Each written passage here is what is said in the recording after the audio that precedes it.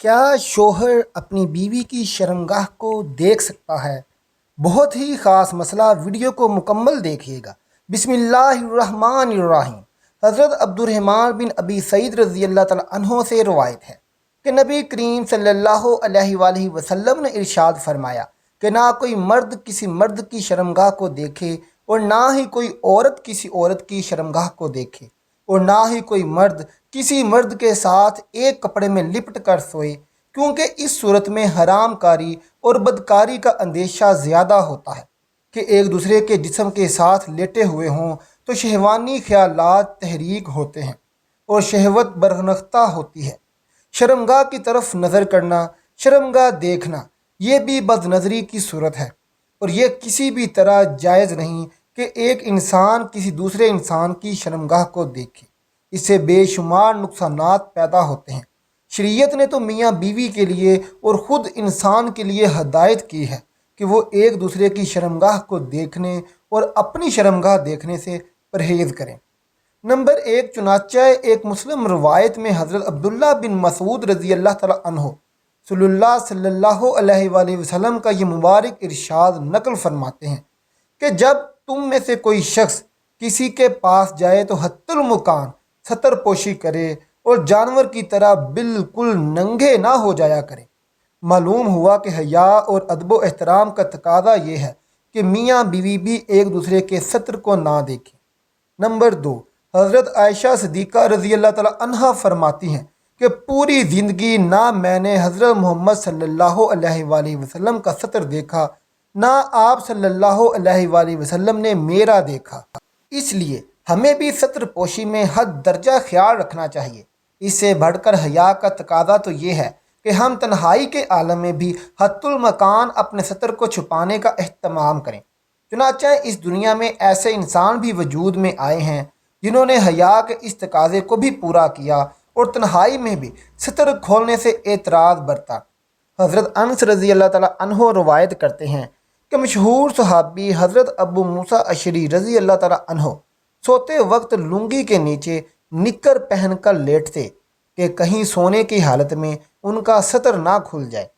حضرت ابو بکر صدیق رضی اللہ تعالیٰ عنہ نے ایک مرتبہ اپنی شرم و حیا کو بیان کرتے ہوئے اپنی تقریر کے دوران فرمایا کہ جب قضائے حاجت کے لیے صحرا میں جاتا ہوں تو اللہ تبارک و تعالیٰ سے شرم کی وجہ سے اپنے کپڑے لپیٹ کر جاتا ہوں، یعنی حتی المکان ستر پوشی کا اہتمام ہو۔ اسی طرح نبی کریم صلی اللہ علیہ وآلہ وسلم نے ارشاد فرمایا کہ اللہ تعالیٰ حیا کرنے والا اور ستر پوشی پسند کرنے والا ہے۔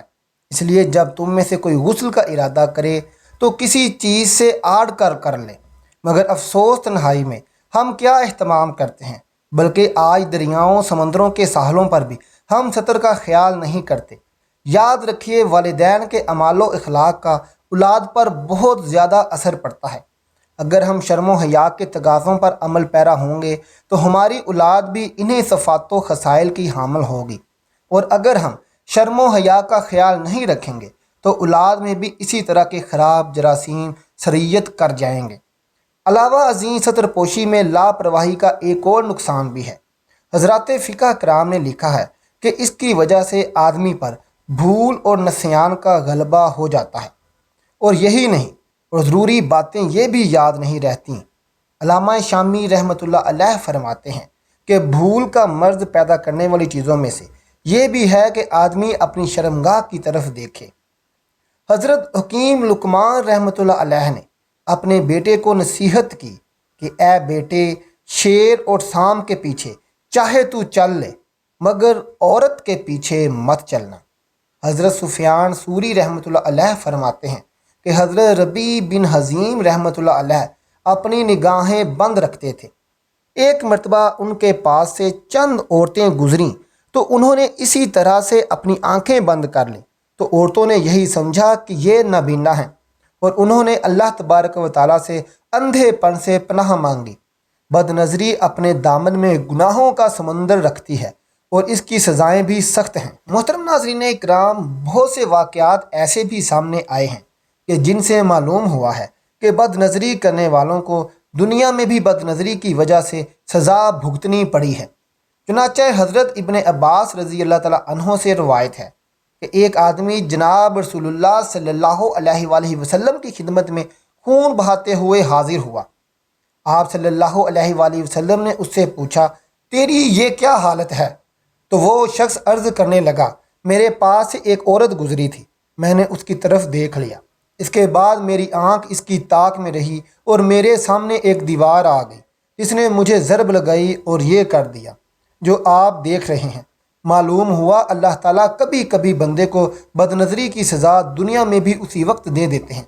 ایسے سینکڑوں واقعات جو لائق عبرت ہیں۔ چنانچہ امام ابن جوزی رحمۃ اللہ علیہ نے ایک واقعہ نقل کیا ہے کہ ابو عبداللہ ابن جلح کہتے ہیں، ایک حسین و جمیل عیسائی لڑکی کو دیکھ رہا تھا تو میرے پاس سے حضرت عبداللہ بلخی رحمۃ اللہ علیہ گزرے اور پوچھا، تم یہاں کیا کر رہے ہو؟ میں نے عرض کیا، اے چچا، آپ کا کیا خیال ہے کہ یہ صورت کافر ہونے کی وجہ سے دوزخ میں جلائی جائے گی؟ تو انہوں نے کندھے پر ہاتھ مارا اور فرمایا، تم اس بد نظری کا وبال ضرور دیکھو گے۔ اگرچہ کچھ مدت کے بعد ابن الجلاح فرماتے ہیں کہ میں نے اس کا وبال 40 سال بعد دیکھا کہ مجھے قرآن کریم بھلا دیا گیا۔ واقعہ سے معلوم ہوا بد نظری نہایت خطرناک گناہ ہے۔ عشق مزاجی بد نظری کی چند صورتیں۔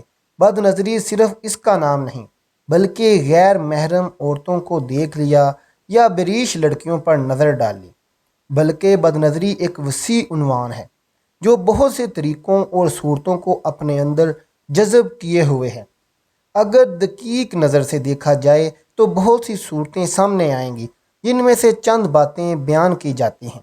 محترم ناظرین اکرام، نمبر 1، دوسرے کے گھر میں تانگ جھانگ۔ اس کی صورتوں میں ایک یہ بھی ہے کہ ایک آدمی کسی دوسرے شخص کے گھر جائے اور داخل ہونے کی اجازت سے پہلے اس کے گھر میں یا کمرے میں دروازے یا کھڑکی سوراخ کے ذریعے جھانکے۔ یقیناً یہ بھی ایک خطرناک صورت ہے جس کے بارے میں آپ صلی اللہ علیہ وآلہ وسلم نے سخت وعیدیں وارد ہوئی ہیں۔ مسلم شریف کی ایک روایت میں ہے جو متفق علیہ ہے کہ جو شخص کسی گھر میں بلا اجازت نظر ڈالے تو گھر والوں کے لیے اس کی آنکھ پھوڑ دینا جائز ہو جاتا ہے۔ حضرت عمر بن خطاب رضی اللہ تعالیٰ عنہ نے ارشاد فرمایا کہ جس شخص نے داخلے کی اجازت سے پہلے گھر کا صحن آنکھ بھر کر دیکھا اس نے گناہ اور فسق کا کام کیا۔ آخر میں محترم بھائیوں اور بہنوں، آپ سے گزارش ہے کہ کمنٹ باکس میں ایک بار سبحان اللہ ضرور لکھ دیں اور ہمارا چینل سبسکرائب کریں تاکہ ہر آنے والی نئی ویڈیو سب سے پہلے آپ تک پہنچ سکے۔ شکریہ۔ اللہ سب کا حامی و ناصر ہو۔ اللہ حافظ۔